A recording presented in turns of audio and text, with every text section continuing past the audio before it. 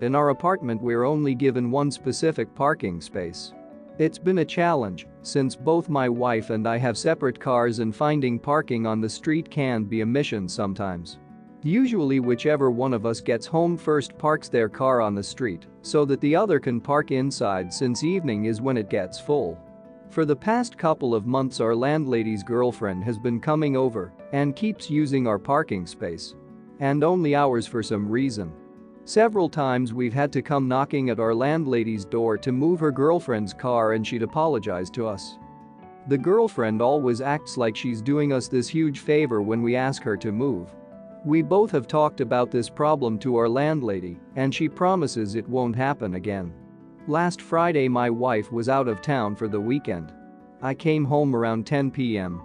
I was exhausted, just finished working a 12-hour shift and wanted to get home. Guess who was parked in our damn spot again?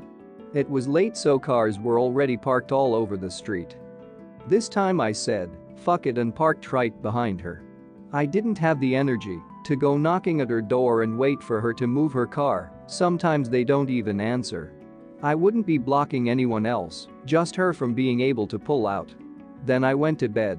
Well, the following morning when I stepped out to water my grass her girlfriend came at me for making her miss her shift at work. She said she was knocking on my door for a long time before because she needed to leave and couldn't. Called me immature and petty when I simply could have gone to her to move her car. I reminded her she shouldn't be parking there in the first place and she left mad. My landlady again apologized and promised to make sure her girlfriend didn't do that again, but now she's not talking to my wife and they're usually friendly with each other. My wife's not happy with me that I did that. Instead of creating conflict I could have tried to find parking in the street or ask them to move like I usually do. But this time I got fed up and don't have the energy for it. Wasn't I the a-hole? Not the a-hole, it's clear that the landlady doesn't give two shits about your spot. Do you pay for it? If so, remind your wife and landlady of such. And ask her to prorate based on the times you are unable to use it. Oh no, don't do that, then they'll likely feel like it's okay to use it as they're paying for it. Yep. It's like the study regarding daycares issuing fines for late pickups that found that fines are not a deterrent but may in fact promote further lateness. Once you assign a financial cost to an action, it allows people to stop viewing their behavior through a moral lens and instead through a financial one. Instead of the landlord knowing that she's in the wrong, even if she doesn't do anything, she can frame it as the cost of renting the space, even if the cost is presented as a punishment, not an option to take.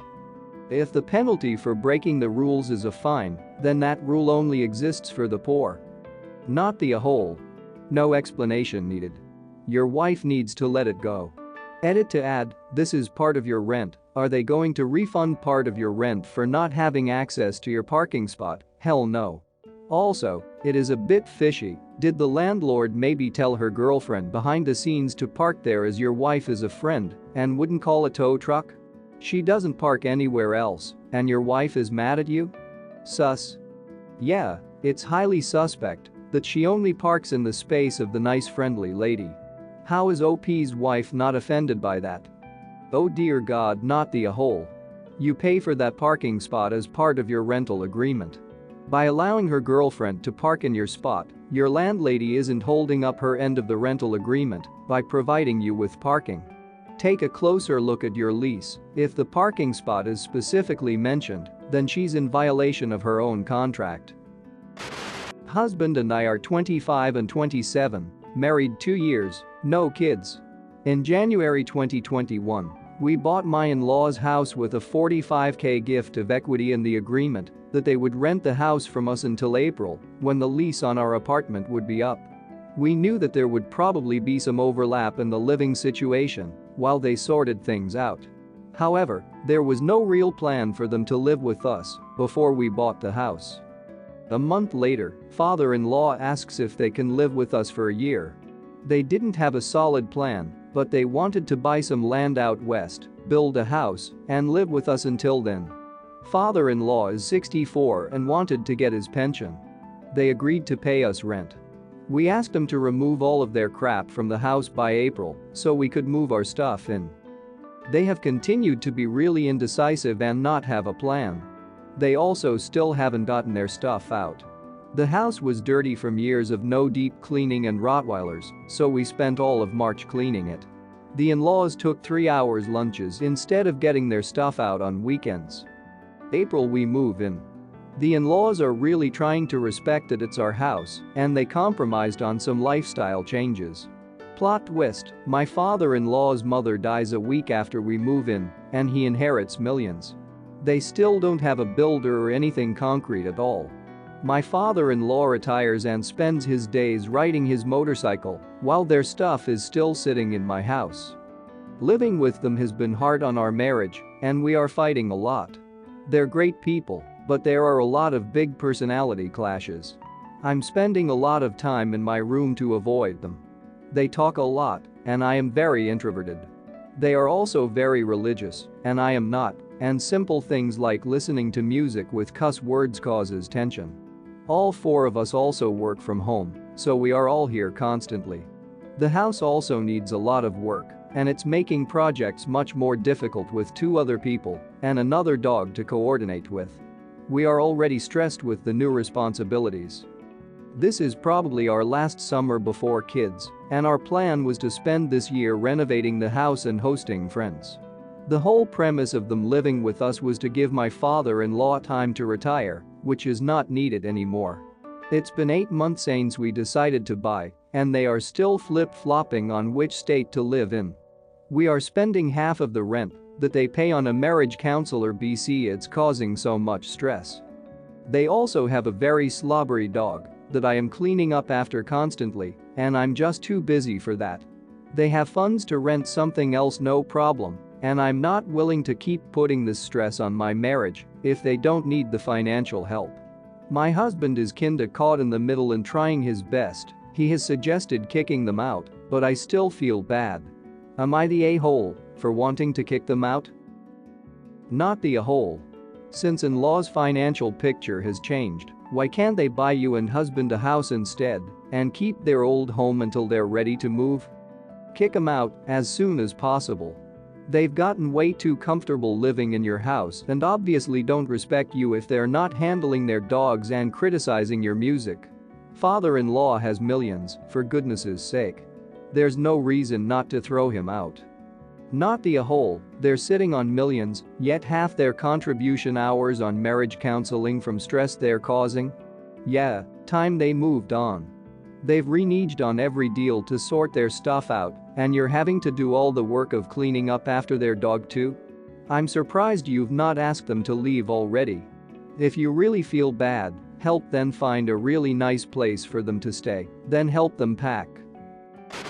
My husband and I have 2 daughters. Amelia, 6, and Paige, 3.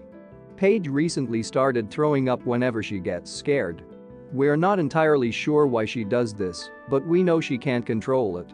My brother, sister-in-law, and their kids, 7M and 5F, were here yesterday, and one of the first things we told them was that nobody is allowed to scare Paige and that, if she gets scared, she will throw up.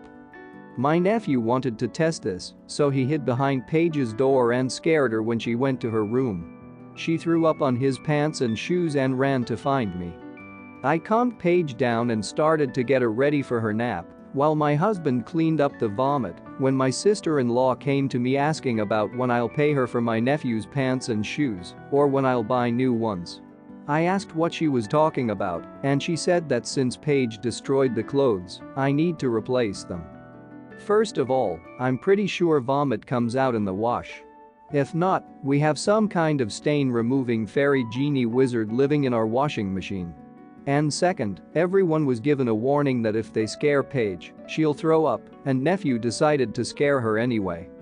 My sister-in-law got huffy and insisted that we need to replace nephew's clothes. My brother tried telling her it's fine and it'll come out in the wash, but she continued to argue. I eventually told her she could either shut up or leave. She chose the latter and has been complaining to my brother about the pants and shoes since. Am I the a-hole for not replacing my nephew's pants and shoes after he made my daughter throw up in them? Not the a hole, that's all I needed to make that decision. Exactly this. I was totally ready to go the other way when I first read the title, but OP told them not to do it and exactly what would happen if they did. It's not her fault the kid didn't listen. And they're not destroyed. Sister-in-law is just looking for some money, new stuff because it's totally washable. Definitely not the a hole. I mean, even if they weren't warned or it was a random accident, the clothes aren't ruined. That should wash out. Not the a hole. Your sister-in-law sounds difficult. Not the a hole, I don't suppose in all your sister-in-law's grandstanding, she bothered to address the bullying her 7-year-old son did to your 3-year-old daughter and how she's going to teach your nephew to respect other people. And if your nephew jumped out trying to scare your daughter and tipped red wine or something similarly staining all over himself because of his actions, would she expect you to pay for her child's choices in that instance also? I hope your nephew apologized for upsetting your daughter. Your sister-in-law's kid caused the problem. Shoes can be hard to get clean. She may legitimately need to replace them, but that's on her kid. If your kid had vomited on him unprompted or through no fault of him or his family, it'd be reasonable to expect you to at least help replace the shoes, but that's not what happened.